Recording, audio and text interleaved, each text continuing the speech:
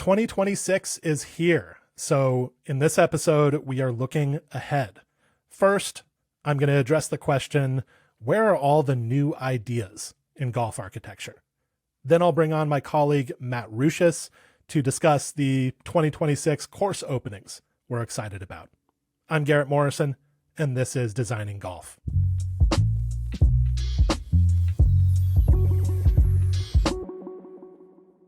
All right, since it's a new year, I figure it's a good time to kind of refresh the format of Designing Golf a little bit.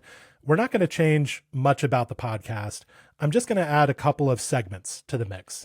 Now, usually the core of Designing Golf is an interview, and that's not going to change. We're still going to have conversations and interviews at the middle portion of the podcast.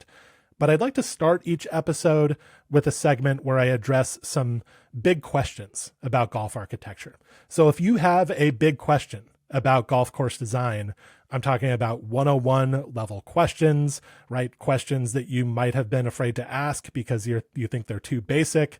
Send those questions to me, and my topic choices for Designing Golf will in part be determined by the questions I get from all of you. So that's what I'm thinking for the first segment of each episode, the big question. And then for the closing segment, I'm thinking we'll do some takeaways, right? Just reflections on the conversation or interview that you've just heard. So that's the basic idea. 3 segments, big question, interview, takeaways. Pretty simple, but I think it'll give the podcast a kind of structure that you can rely on. So today, the big question is, where are all the new ideas in golf architecture? I think there's a sense out there right now among a lot of golfers that modern golf course design is kind of stuck, that new courses look pretty similar to each other, and there's just not much innovation happening or artistic risk-taking. And specifically, many people feel that today's golf architects are just rehashing ideas that were established in the early 1900s during the so-called golden age of golf architecture. That's the basic argument that I've seen. And what I want to get into in this segment is whether I think it's correct, right? Is it true that today's golf architects don't have any new ideas? I don't really think so, or at least I don't think that characterization is completely fair. So, just look at Tom Doak's recent projects, for example. And Doak is a good example here because he is an industry leader. I think Doak is one of the architects that people are talking about when they express frustration about the lack of innovation in golf architecture. So consider what Doak has done in the past 15 years or so. First, you have Old MacDonald. This is a collection of C.B. MacDonald templates done in the style of the old course at St. Andrews. This is something that you really hadn't seen before. Yes, it's based on old sources, but it's executed in a fresh way. Doak also built the Loop, which is a fully reversible course. He built St. Patrick's Links, an Irish links course. He built the Lido, which is a recreation of a C.B. MacDonald design using LiDAR technology and GPS bulldozers, basically a completely novel workflow for golf architecture. He built Sedge Valley, which is a par 68 kind of sporting golf course, the type of course that you just don't see that often anymore.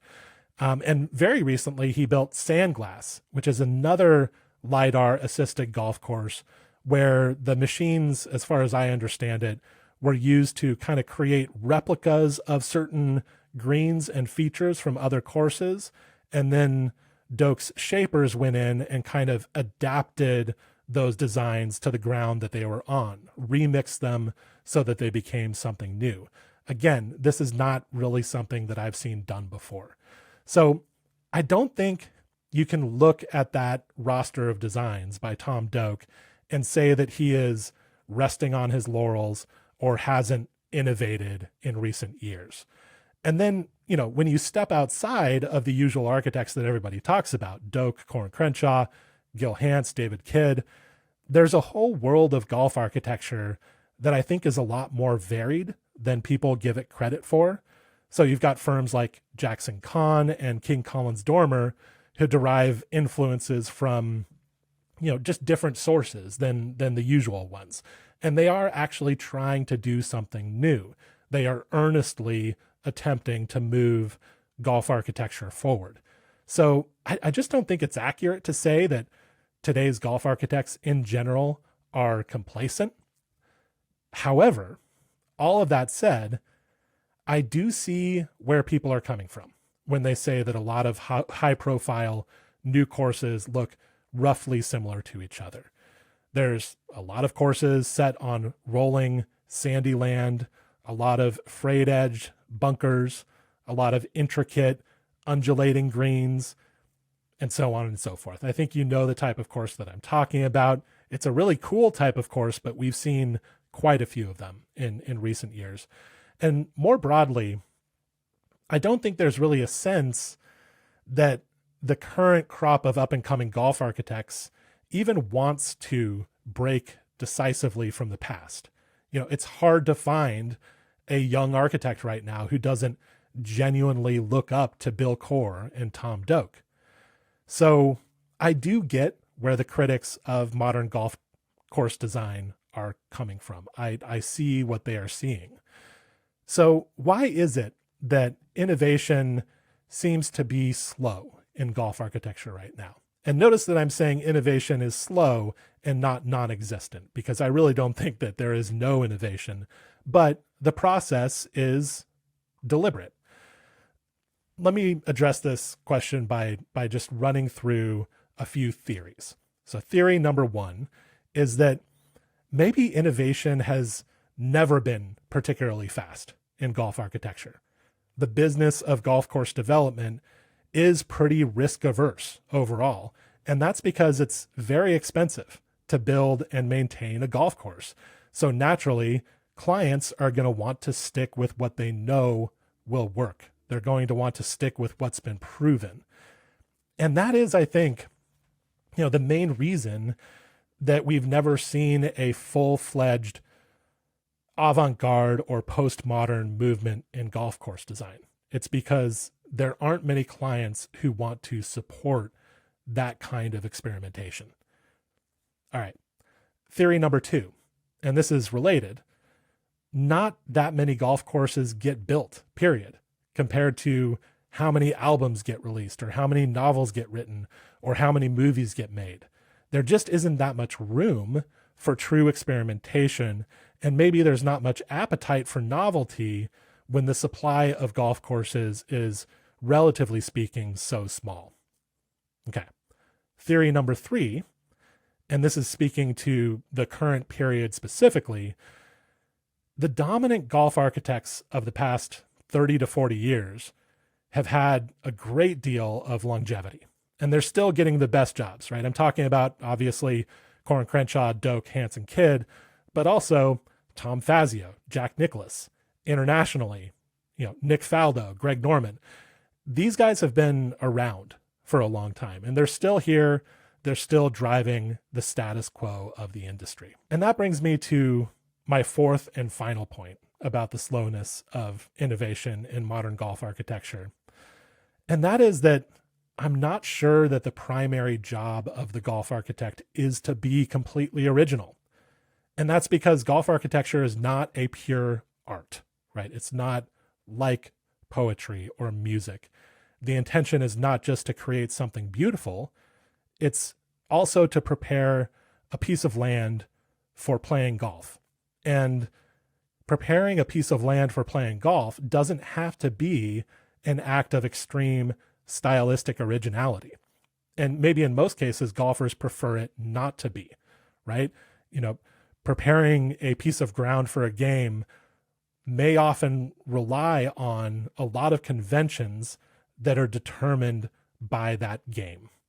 There's not complete freedom to create whatever in golf architecture. And so really talking about golf architecture as an art form might be missing part of the point, part of the true purpose of what a golf architect is trying to achieve. All right, so all of that is just food for thought. Some theories as to why, you know, innovative golf architecture might seem pretty rare right now, and why that might not be totally disastrous. But I do absolutely think there are ways for golf architects to think outside the box and do things that feel fresh and exciting. So, what are some new ideas that we're currently seeing or that I would like to see in golf architecture?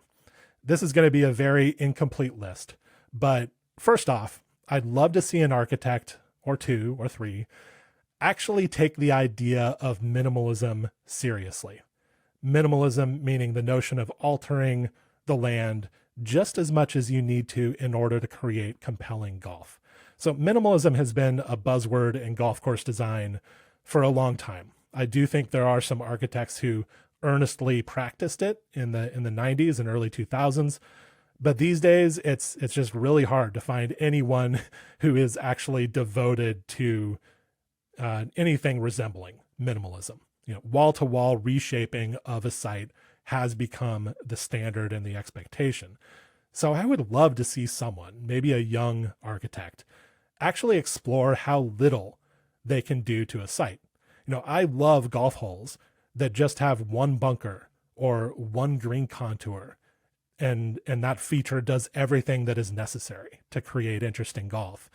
And so what I think we're seeing today is a lot of overcrowding of bunkers and contours in an effort to grab the player's interest. So there might be some room for an architect to stand out by just doing less. And sometimes that might involve embracing aspects of a property that some would consider not ideal or even ugly, right? I think genuine originality can come from that sort of non-judgmental approach to a piece of land, and to a lot of originality can come from embracing parts of a site that other architects might reject. That's probably the best way to put it. Okay, another idea. Can we rethink the notion of a bunker? Does a bunker need to be filled with sand? I don't think so, right? And one thing that I find really interesting about pre-Golden Age golf architecture is that hazards were often just whatever the site offered. Maybe they were gravel pits. Maybe they were, an old fence or a wall or a carriage path, right? I'd love to see more site-specific hazards and less reliance on, conventionally sized and presented sand bunkers. All right, a third area of innovation that I'm interested in, and this is actually something that we're seeing a fair amount of right now, is experimentation with routing a golf course. So this can mean a non-regulation number of holes or non-regulation types of holes. You could have a 12-hole golf course. You could have courses with a few par fours and a bunch of par threes. So for projects opening in 2026, look at Old Dane in Nebraska and the Commons at Sand Valley for examples of this kind of work. Then you can have courses that contain alternate routings, right? Courses within a course, reversible options. We've seen a pretty good amount of these projects in recent years as well. So we have Sylvie's Valley in Oregon. We have the Loop in Michigan. King Collins Dormer is very interested in alternate routings. So there are definitely some architects who are pursuing this vein a little bit. Now, the difficulty with experimental routings is that they're hard to make a business case for. If you're competing against, regulation 9 and 18 hole golf courses in a certain region, a lot of golfers are going to choose the regulation course so that they can maintain a handicap and feel like they're playing a quote unquote real golf course. So there is some work to do in convincing the general public that, courses with weird routings are actually a lot of fun, but I think it's worth pursuing because it could have great benefits for the game. So finally, I think a good way to approach innovation in golf architecture is to actually address the common frustrations that golfers have. And two of the biggest frustrations right now are the cost of playing golf and the amount of time it takes. So why haven't we seen more innovation from golf architects in, first of all, economy of construction? making courses cheaper to build, maintain, and ultimately play. I don't think enough effort has been expended on that problem in the modern period of golf course development. And then second, are there architectural characteristics that can actually help pace of play? Are there ways of designing courses that allow groups to get around fast? I don't really know. I haven't investigated this problem very thoroughly myself, but I would like to find out, because it would stand to reason that if golfers don't like how long it takes to play 9 or 18 holes, that we would figure out ways to get them around faster. So those are my basic, initial thoughts about new ways forward for golf architecture. But I would really like to hear from all of you. Do you think modern golf course design is lacking in originality? If so, why? And what kinds of experiments would you like to see golf architects take on? All right, now before we get to my conversation with Matt Ruchis about upcoming course openings that we're looking at, a word from our sponsor, Good Walk Coffee. Good Walk is a big part of my daily routine. My preferred blend is the Fried Egg Golf Blend, which is a medium light roast. Absolutely delicious. My wife and I have kind of come to rely on it, and whenever we have to use a different set of beans, we kind of revolt against it. It's no fun at all. So you too can have Good Walk Coffee in your life. You can get special blends delivered to you either every week, 2 weeks, or monthly. I personally love not having to think about reordering my favorite blends and just knowing that the house is filled with beans for my next cup. So head to goodwalkcoffee.com/fried egg to subscribe, and make sure to use the code fried egg at checkout to save 20% on your entire order. If you order a subscription, you'll save 30% off your first order, then 10% on all future shipments. So that's code fried egg, all one word, at goodwalkcoffee.com/fried egg. Check it out.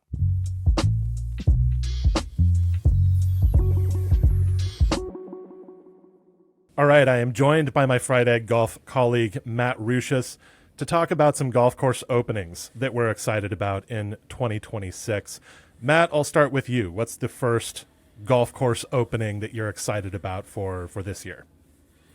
Well, there's certainly a lot of cool courses coming online this upcoming year, but the one that has kind of had my attention for quite some time now is Yale Golf Club's restoration / renovation. I'm not sure what they're exactly calling it. I would assume restoration. I would assume that Gil Hanse would call it a historical renovation. But Yeah, looking at the plans, it does seem like there is a lot of faithfulness to the original design. I think it can probably be called a restoration, but it's always somewhere in the middle with Gil. Yeah, I know they're probably planning on adding a lot of back tees and trying to lengthen it for college events and stuff like that. But I think without a doubt, the golf course will be better once it reopens. It's just I kind of have that lingering fear that it's going to kind of lose some of that patina and that kind of special sauce that I experienced my first time visiting it. I mean, when I was there, I walked 36 holes, and it was an absolute brute of a walk, but it was so worth it, and it was so enchanting and exciting just to walk those fairways and know that people 100 years ago were making that walk and playing this golf course with likely hickory golf clubs. And it just kind of had this certain aura to it.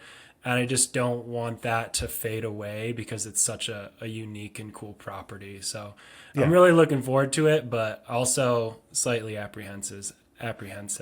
There is a danger when you do a modern renovation to a course like that you lose a little bit of that magic. But yeah. I'm hopeful that the work will turn out well as long as the support that is necessary is provided for it. So we'll see. Cautiously optimistic, I guess. Probably we both are about that project at Yale. All right. So the next project I'd like to talk about here, Matt, is Wild Spring Dunes. So the first golf course at Wild Spring Dunes is going to fully open in 2026. Grand opening is expected, I believe, in October 2026. This is a new dream golf resort in East Texas near the town of Nacogdoches, about 2.5 hours from both Dallas and Houston. So this first course is a Tom Doak golf course, and the lead associate for the project, I believe, is Brian Slonick. Do I have that right, Matt? I can't remember exactly. I know he was there a lot, and Eric Iverson was too. heavily Yeah. influenced. I don't know. I can't remember exactly which one it was, though. I know Iverson did a lot of work at Childress Hall Upper Course, which Correct. just opened late 2024. In any case, an 8-hole loop at the new course at Wild Spring Dunes opened on November 12th. You have been to that 8-hole loop, so we'll talk about that in a second. There's a second course designed by Corin Crenshaw, where clearing is currently underway. That's expected to open in 2027, pending all the usual potential delays that happen in the golf course construction. The construction of the clubhouse and the lodge and maybe some of the real estate that's involved in this development will begin this year in 2026. There are plans for a short course, a putting course, a practice facility, all the usual stuff that you get with a resort like this. So that's Wild Spring Dunes, new Dream Golf resort. Course coming online very soon. So you've been to this place. You played the 8-hole loop. What's the land like? What do you think makes it different from other Dream Golf resorts? Just any general impressions from your visit? Yeah, so we actually got to see all 18 holes. Everything's been grass. They sodded it, so the course came alive fairly quickly since they sodded everything. But I'd say, like, initially, right when we got there, it felt very kind of Pinehurst-y. I mean, it's hard not to compare them to other dope courses, but it's almost like a mixture of Sedge Valley and Pinehurst number 10 if you wanted to put together two of his kind of most recent designs. But at the same time, it feels very different because he's done such a good job. Him and his team have done a really good job of just utilizing the natural kind of Texas terrain. It really is like a product of that region, kind of this scrubby, like open prairie areas, these tall pine trees. And it really has a nice routing where you're moving through the trees and then you kind of come out open to these open areas.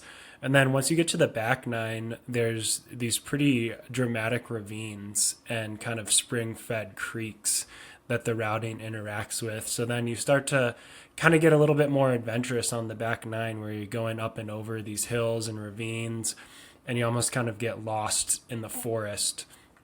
But overall, it's a spectacular golf course. One thing that I'm really keen to see develop and mature is the grass.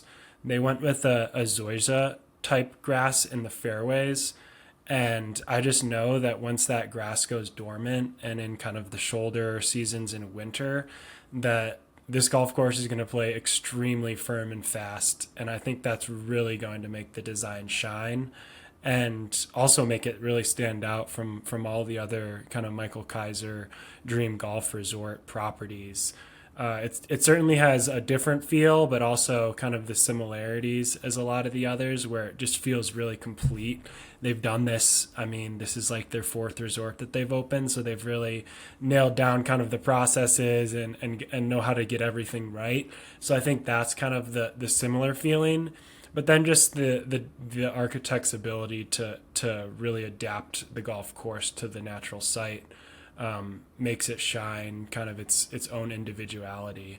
And when we were there, we got a little bit of peek of the Corin Crenshaw side, which is really cool. The first tee for Bill and Ben's course kind of plays off the same hill that they call Mount Baldy that Tom's course tees off from. And the land over there is supposedly a lot more dramatic with more of those ravines that I kind of talked about. So it'll be a really good complementing course, I think, and it'll be really exciting to see this whole resort kind of come online and fully realize itself. Cool. Yeah, I mean, you kind of see the Kaiser brothers strategy coming into focus at this resort. Michael and Chris Kaiser, the sons of Mike Kaiser, who was the developer behind Bandon Dunes. Bandon Dunes established a model of a really remote golf resort where the priority was to find the most spectacular land possible. You can't get more spectacular land than what you found at Bandon Dunes, and it almost didn't matter that it was 5 hours from Portland and, and just like really not within reach of any large population centers. That wasn't part of the strategy of the resort. Certainly, Michael and Chris Kaiser have started to move in the direction of finding great pieces of land that are remote and are in rural areas, but are also within striking distance of major metropolitan areas. So Wild Spring Dunes is just 2.5 hours from both Dallas-Fort Worth and Houston. I mean, that's a lot of people who can use this resort as kind of a weekend retreat. And as part of that model, there is definitely more real estate involved, but the houses are not going to be on the golf course. So this is something different from Bandon Dunes. And we've known this since Sand Valley. Sand Valley was had some elements of this model as well. But these new dream golf resorts that are going to be opening within the next few years, Wild Spring Dunes in East Texas, Old Shores in the Florida Panhandle, Rodeo Dunes outside of Denver, there has been an emphasis placed on finding locations that are close-ish to major metropolitan areas. And that's something different. And it kind of makes the model replicable, right? Yeah. Bandon Dunes is almost like a national asset in a way, right? People come from all over the world to go to Bandon Dunes, and it's not necessarily drawing from Oregon, right? That's not the that's not the concept of the resort. It's drawing people from all over the place. These new dream golf resorts, yes, they're going to draw people from all over because the golf courses are going to be spectacular, but a big part of the model is bringing in people in the region who will go to the resort not just once, not just twice, but maybe regularly, repeatedly. Mm-hmm.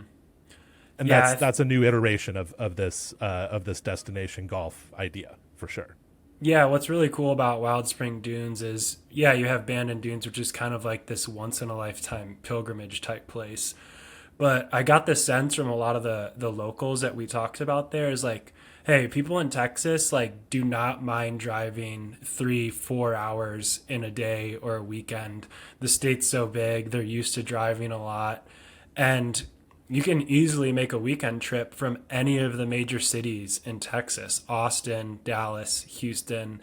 People are going to make weekend trips to go see this golf course, especially because it's one of the only like truly great public golf courses that's easily accessible to a very large population center. There's like, I don't know if you could count up all of them, but it's probably around 15 or 20 million people that are within driving distance of this new golf resort. So I think it's going to have a huge impact on the golf in Texas, and it'll be interesting to see if more courses in this specific region, because I know there's a lot of other sandy sort of sites in this area. So it'll be interesting to see if more public golf comes online in Texas during kind of this construction boom we're in. Yeah, for sure. All right, next course you want to talk about? I think one that I'm really, really excited to see is the Commons at Sand Valley, another dream golf resort project. But I got to walk it earlier this year during one of our events that we had there. We had a 4-day event with some Friday Golf Club members who got to play all the different golf courses. And me and Will Knights got a little tour around the new 12-hole Commons course, which was really interesting to see. If you're familiar with Sand Valley, this used to be kind of the old driving range area. maybe 2 or 3 years ago, before the resort really started to boom and to grow in size. Right. So it was It's kind kind of of this. between, if people have been to Sand Valley, there's the main resort hub, which is kind of where the resort was for a long time with Sand Yeah. Valley and Mammoth Dunes and the Sandbox. And then there's Sedge Valley, relatively new course. The Commons course is kind of between those two, right? Yeah, pretty much. Like when you're driving in the main entrance, you'll drive past a majority of it kind of on your right hand side. You'll see the sandbox through the trees on the left of that main entrance road, and then the Yeah. commons there right on the right side. And then Sedge Valley is right in that area too. So it's kind of like Sand Valley, Sedge Valley, Commons kind of lined up, all with borders touching each other. But that's the thing. The reason why I pointed out kind of this flat driving range land that was used is that it's kind of this big differentiator for this golf course. Is a lot of it was built, and this is Jim Craig's first solo design. I know he did a lot of work on the sandbox. Has been with Corin Crenshaw for a very long time. Very experienced shaper and now designer. But it'll be really cool to see his first solo design kind of shown out to the world. I bet he's had tons of ideas and been wanting to do this for a very long time. And there's a lot of radical looking stuff out there. The second hole specifically is this really cool par three that is kind of sunken in, like almost like an exploded volcano, where it's like the green's placed down in kind of this elevated hollow. So it's really unique looking. There's a lot of cool built ground features. So the ground game will be really interesting and exciting for beginner golfers, elderly players, any type of player is going to really enjoy all of the ground options that Sand Valley's come kind of known for, is this amazing fescue playing surface, which I have no doubt that it will be just as good at the Commons course. But then you kind of, towards the end of the 12 hole loop, you come out to this peninsula that's surrounded by water, that this kind of man-made lake that looks very natural. And there's some really cool holes on the finishing stretch. So it's definitely going to be very different from kind of that look and feel for most of the other courses at Sand Valley. There's not as many enormous, expansive, like sandy waste areas that you see on Mammoth Dunes and Sand Valley. And then just the style of golf that Craig kind of built into the ground has a slightly different feel. It's almost kind of like Lido, where it's these kind of manufactured mounds and different looks than kind of that traditional like minimalist naturalist style that has come pretty prominent at Sand Valley. So I'm really excited to watch that course kind of mature and see how it takes off at the resort. Yeah, if you think about where the really good land is at the Sand Valley Resort, it's occupied by Mammoth Dunes, the first Sand Valley course, and Sedge Valley.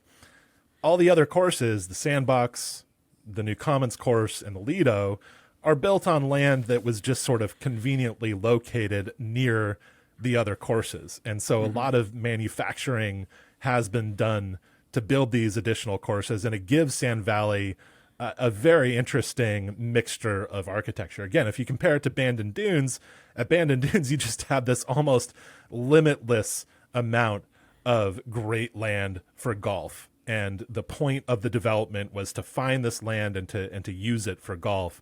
At Sand Valley, you've had more experimentation with different kinds of sites, different approaches to sites that maybe aren't ideal, even if the soil is pretty good across the entire resort. The undulation of the land is not as consistent. You know, somewhere, some places at the resort that the terrain is fantastic. Other places, more work needs to be done to generate something interesting. And that is part of what makes Sand Valley architecturally maybe more interesting than Bandon Dunes. But of course, what makes Bandon Dunes great is the quality of the land itself. You know, the Commons is a good example of something that Michael Kaiser has been very interested in, and that's this idea of an afternoon course, the course that can be played in the afternoon after you've tackled a regulation course like Sand Valley or Mammoth Dunes or Sedge or the Lido, right? Something that is a little bit of a lower impact afternoon round. And the inspiration here is the kids course or the ladies course or the golf park, as you might find it in Scotland. Mm-hmm. Michael Kaiser's really into those places, loves the kind of village greens in North Berwick and Edinburgh, and wants very much to create something like that for the American golfing population. But I guess the question is, can a course like this exist outside the context of a multi-course destination resort? Can a course like the Commons stand on its own as its own golf offering? I think that's a harder nut to crack because of the just realities of what the American golfer wants, because of the handicap system and the USGA rating systems that give kind of priority to certain regulation courses. Those are the courses you have to play to maintain your handicap. A 12-hole course with, one par 5 and some short par 4s and a few par 3s is just, it's not going to have the same status in the minds of a lot of American golfers as 9-hole or 18-hole regulation courses. And so it's a problem that I would really like to see solved, because once we solve it, once we figure out how to make a course like the Commons stand on its own, be near a city, be really accessible to a lot of people, once we figure that out, then we can do a lot of architectural innovation. It unlocks some things for architects. It allows architects to kind of push to the next era of golf course design. But as long as we're so wedded to the 9-hole or 18-hole regulation course, that innovation just isn't going to happen. Architects are going to be limited to working with the forms that are already established. And so that's the thing that I find most interesting about Sand Valley Commons. It's a great example of this type of alternative golf course that I think a lot of people would really love. Like less capable golfers are really going to like this kind of course. But can you make it work outside of a destination resort model? I don't know yet. I like that you bring that up, and I may have to jump the gun on you here, because another course that I'm very excited to see open up is this exact thing that you're talking about. The Old Dane in Nebraska, very close to Landman, which has gained a lot of following over the years, a King Collins design. The Old Dane is getting redesigned by Trevor Dormer. And something cool about this golf course is when I worked in Nebraska, I was living roughly a half mile from the Old Dane maybe. And every single day after work, me and my coworkers would head over to the Old Dane, and we'd play 9 or 12 or 18 holes after work and just zoom around that golf course. And it was a lot of fun. It's kind of just, I think it's around 95 acres.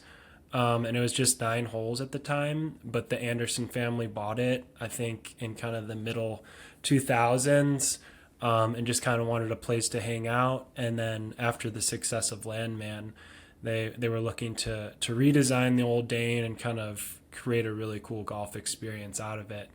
And with Trevor Dormer's plans right now is to have 12 holes there, change it from, it was originally an 18-hole golf course on this very small plot of land. And I think there's a lot of par 3s and short par 4s. And then they kind of converted it to a regulation 9-hole golf course with 2 par 3s, 2 par 5s. And now he's really utilizing some of kind of the unused land that was there, completely changing the entire golf course. I was just looking at the overhead on Google Earth, and it's just 90 acres of exposed soil. And they've kind of thrown out everything that had to do with the previous golf course, and didn't they dig a lake? There's like a 2-acre lake that they dug kind of on. Yeah, just for material to build the stuff. Yeah, it's on the far west side, I believe, towards kind of the cornfields. But I think it's honestly going to be almost very similar to the commons with like these kind of built features. I know one of the greens he built like 15 or 20 feet up in the air, kind of like a volcano styled green site. And I think he's going to get really creative with building really fun and unique, quirky styled golf. It's not going to be a traditional golf course in by any means, I don't think. I think once again, like Jim Craig, it's his first go at a solo designer, one of his first. I know he's had that project up in Canada that he's been working on, but I think he's going to throw a lot on the table and get really wild with the stuff at Old Dane. And I think it's going to be really, really interesting to see it come online. Yeah, Trevor Dormer is a talented prospect. It's funny to talk about a guy with kids as a prospect, obviously, but he's he is in golf architect years young. He has worked for Corin Crenshaw and Gil Hanse. As you mentioned, he's done a couple of projects, as a lead designer in Canada, but these have been small projects and collaborative, and so this is really his big first solo statement, and it is very exciting. It will, I think, kind of function as an afternoon course to Landman, owned by the same family. Yeah, close to the. And so I think part of the concept here is that people who come and play Landman can then go play Old Dane in the afternoon, but it also seems like it will function as a community course as well. There will be loops of holes that people can play. I believe the initial plan, I think they're still sticking to this, is that there can be loops of 6, 9, and 12 holes. It's a 12-hole course, but the routing will allow players to return to the clubhouse at 6, 9, as well as 12, which I obviously a very, very cool idea. Again, experimenting with alternative kinds of golf courses, different numbers of holes, different routings.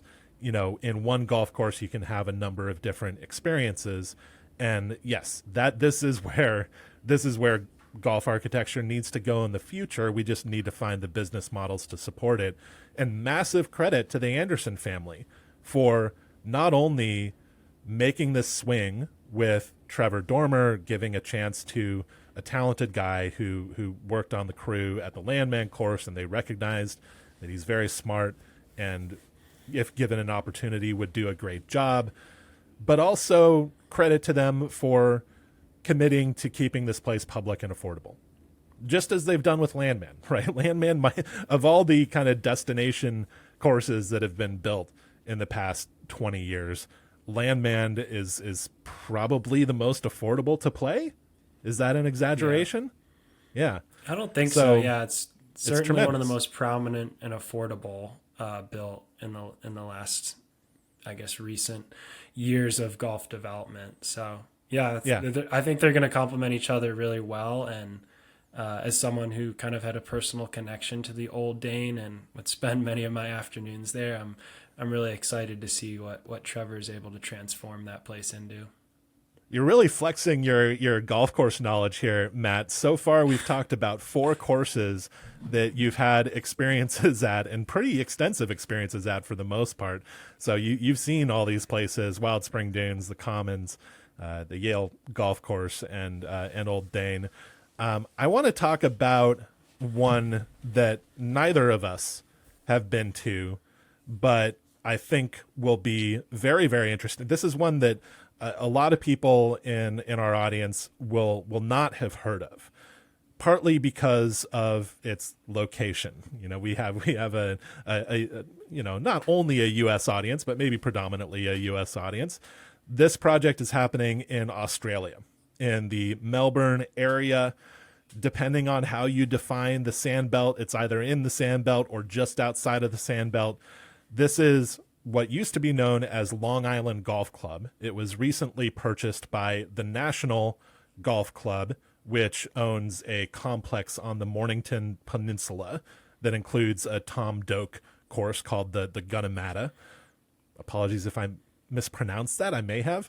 The Gunnamatta, the Muna course by Greg Norman is also there, and what they call the Old Course by Robert Trent Jones Jr. That's a well-known, well-regarded, high membership golf club on the Mornington Peninsula that club purchased Long Island Golf Club, which is right next door to Peninsula Kingswood, a well-known and extremely well-regarded 36-hole facility that was within the past several years, completely redesigned by OCM, Ogilvy, Cocking, and Mead, a very exciting golf course design firm. OCM is now working on Long Island, the National Golf Club Long Island, as it's now known. And what they're doing is a course within a course concept. So kind of inspired by George Thomas. George Thomas theorized this in his writings in the 1920s, the idea that you could build one golf course that could be played in a number of different ways. You could change tee locations, you could change pin positions, and if you design things in a certain way, you could even look for alternative routings within the golf course. But if you were clever about how you design the golf course, then you could create multiple different, very distinct experiences within one golf course. That is what OCM is trying to do at Long Island right now. They're building 20 greens that will accommodate 3 different 18-hole routings. So you'll have greens that will accept shots from multiple directions. You'll have different pin positions that will be suited to different routings. So lots of interesting stuff happening here.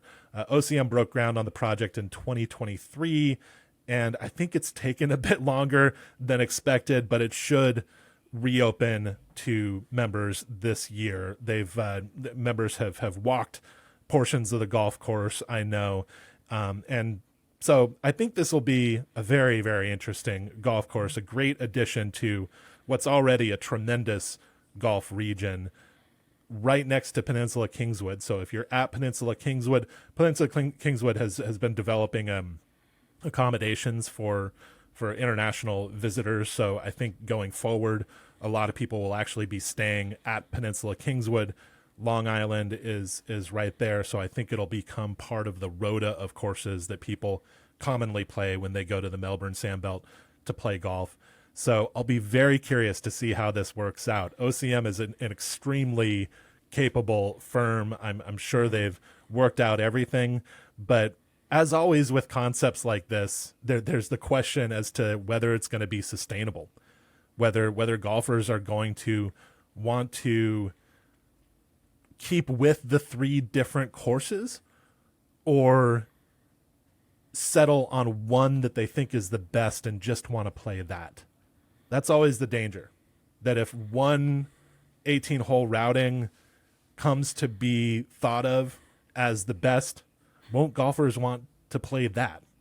And so the task for OCM is to make all 3 so compelling that they'll be maintained on an ongoing basis. And so that's the big question for me of this project. Had you heard of this before? I actually haven't really heard of this, but I think it's really exciting because the Melbourne Sandbelt is sort of known for this one style of golf. And while I know a lot of these courses are probably very different from each other, there's nothing quite like this concept where it's this like big outlier from the rest. And the thing we know about building reversible golf is you can't really do it on severe land. And from what I know, not having been there, is that the Melbourne area is kind of this perfect middle ground between being too severe and not interesting enough. So I think it's going to lend itself really well to this kind of reversible concept where you can play in multiple directions.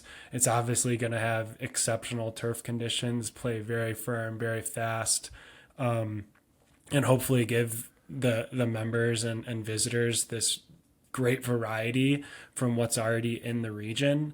And it's also really exciting that OCM just continues to get jobs like this, and they're able to kind of stretch their legs out, take a little bit of a chance here with a new concept, a new idea, and really run with it, which will be exciting to see what them and their firm can come up with since they're kind of grown in popularity so much as of recent. They've done a lot of different interesting stuff in their career so far. You know, they've done kind of a CB McDonald, Seth Rayner inspired course in Lonsdale Links. They've done a complete redesign of a major American championship course in Medina 3. So this is not a firm that is shy, right? Yeah. They are willing to take big risks, and I think that's kind of what we want to see out of this next generation of architecture firms. And certainly because of their association with Jeff Ogilvy, whom a lot of people know already and like a lot, they're going to keep getting attractive jobs, right? They're going to be a formidable force on the golf architecture job market just because of who Jeff Ogilvy is. And then obviously we know, you and I know Mike Cocking and Ashley Mead, and know that they're also very impressive individuals as well. So we're going to see a lot from OCM. I think this project is one that people should keep more of an eye on than they have so far, just because of what the concept is. This is a concept that a lot of people have tried and not really been able to find a client for. And so it's great that the National Golf Club has been willing to pursue this with OCM. All right, what's the we're gonna finish with one last course here. Is there one more that you want to bring up? Yeah, this course technically opened this year, kind of right at the end of the year. But Miami Lakes, outside of Miami, Florida, is a Bruce Hepner redesign of an existing golf course. It was kind of this really cool hangout spot back in the 50s and 60s. The Miami Dolphins, specifically, were known to come hang out here in their free time and play golf. And it's kind of a part of this community that was built by the ownership's family. Danny Martinez, his grandfather, helped to kind of construct the golf course and come up with the concept for this living community. And the course just kind of fell by the wayside over the years. It's in Florida, very low-lying land, lots of lakes, and A lot of water. Yeah, A lot of water for a public course where a lot of the golfers were not super experienced. yeah, but the land and the golf course would basically become completely inundated with a small rainstorm, and they wouldn't be able to golf. So they wanted to redesign it and kind of fix these issues related to the drainage and maintenance of the golf course. And then kind of out of serendipity, the project fell into Bruce Hepner's lap, who's a very experienced golf course architect, worked for Tom Doak for many years, and just sort of, I think, is the perfect guy for this project. He's been doing a lot of public redesign work recently in Nashville and now here in Miami. And we got to tour around it when it was under construction. And it was just really compelling to see how simple he was kind of dumbing down the processes, where, hey, we don't need to blow an enormous budget. We just need to build cool greens and thoughtful bunkers, make it accessible for everyone.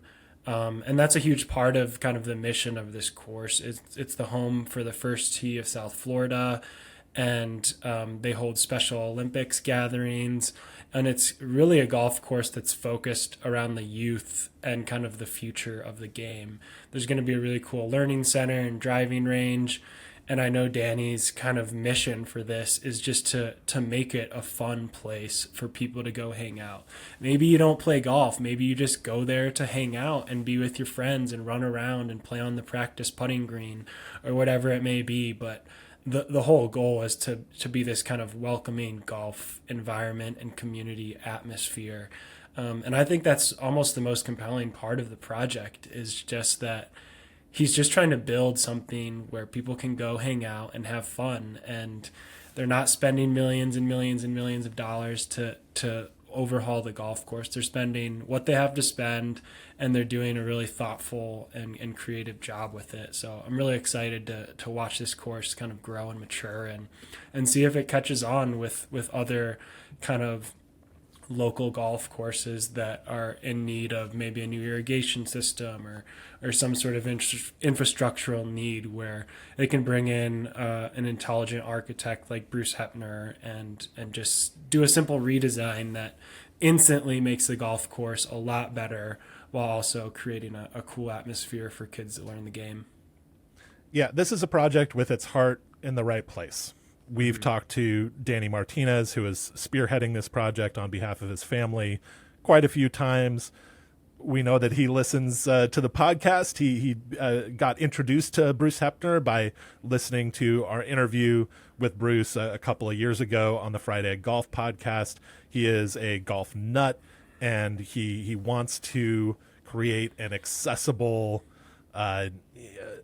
hub for his community. Not just a cool golf course, but a place where people feel welcome and that improves the life of his town and the area around it. And yeah, that's that's the right idea. And they hired a very good partner in Bruce Hepner. Hepner is very interested in saving as much money as possible in building a golf course. He wants to get the most results with the least input financially. And Danny Martinez couldn't have chosen a better person for that type of project than Bruce Hepner. So lots of smart, good things happening there at Miami Lakes. Now, this is my bad here.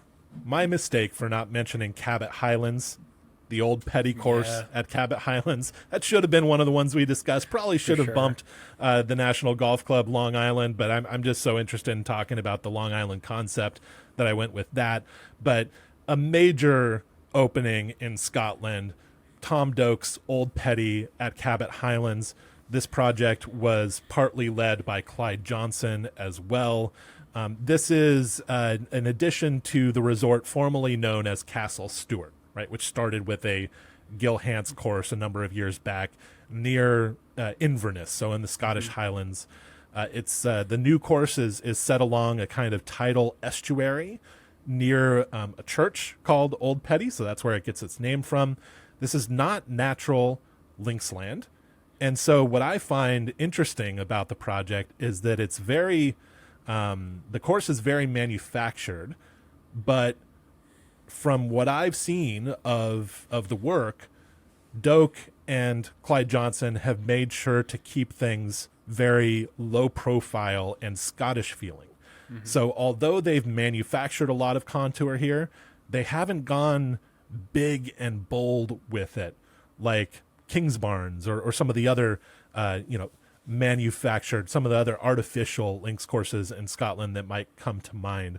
I mean, certainly King Collins Dormer is going to do something big with the Struy course at Royal Dornoch in the next several years, very likely.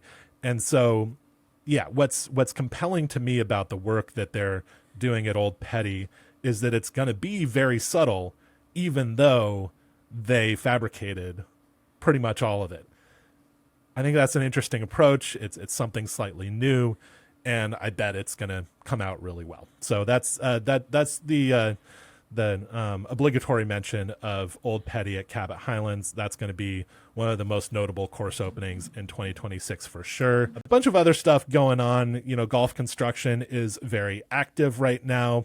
It's a discussion for a different day to talk about the type of construction that's happening. Obviously, a lot of the stuff we've talked about, Matt, in this episode has been destination golf, whether that's destination resort model or destination club model. Yes, a lot of the most interesting architecture is happening there, but there's also some cool stuff happening in the public golf scene.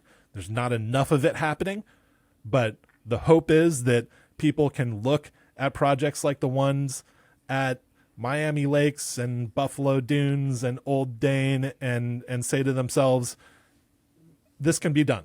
We can do this.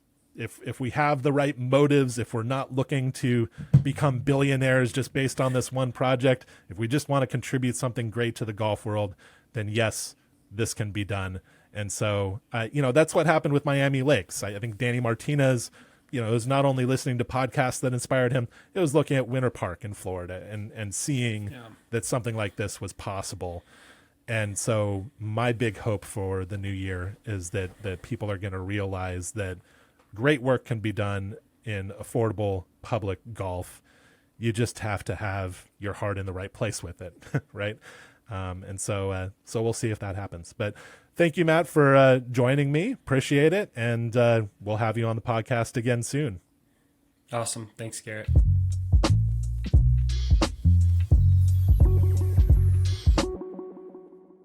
All All right, let's do some takeaways. First of all, I want to expand on a point I made toward the end of my conversation with Matt and just underline the fact that all 7 of the courses Matt and I just talked about are going to be accessible in some form to the public. Now, part of this is selection bias. Matt and I want to talk about courses that everyone can play.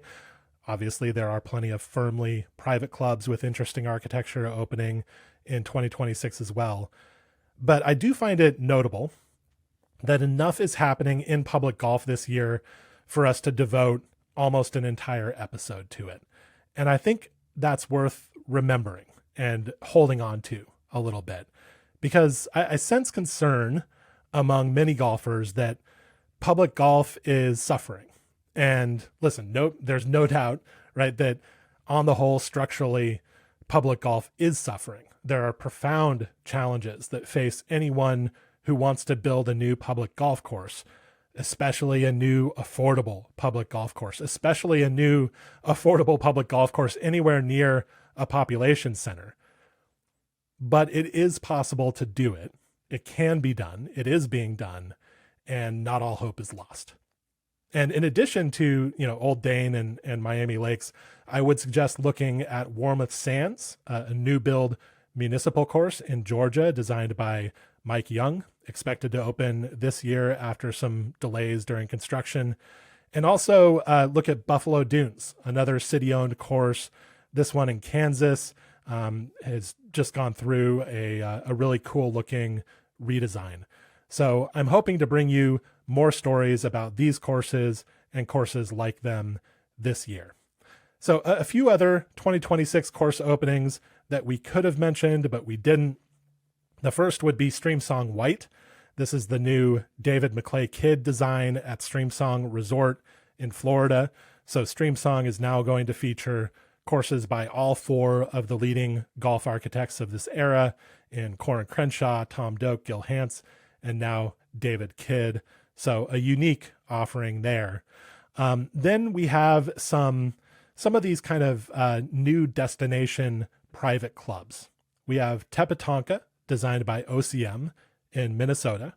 High Grove, designed by Gil Hance. That one's in Florida. We have the Lower Course at Childress Hall. This is another Gil Hance effort for a private club, this one in Texas. We have Bounty Club, King Collins Dormer course outside of Nashville, Tennessee. We have Luling Sport, the second course at Luling Sport. This is an OCM design outside of Austin, Texas. And then finally, Anson Point, which is a new Corin Crenshaw design at the development Palmetto Bluff in South Carolina. So plenty of action going on in that kind of higher end sector there.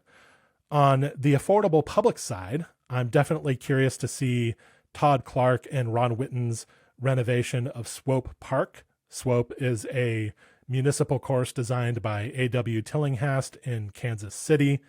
And then Gil Hance's redesign of Maggie Hathaway, which is a short course in Los Angeles. Finally, this is going to be the year that Punta Brava opens. This is a Tom Doak design on pretty spectacular looking cliffs in Baja California. So I think that's going to be an eye-catching golf course. So I'm probably leaving out some projects there, but that gives you a general idea of what I have my eye on right now. A lot to look forward to in 2026. So Happy New Year to everybody. Thank you for checking back in with Designing Golf.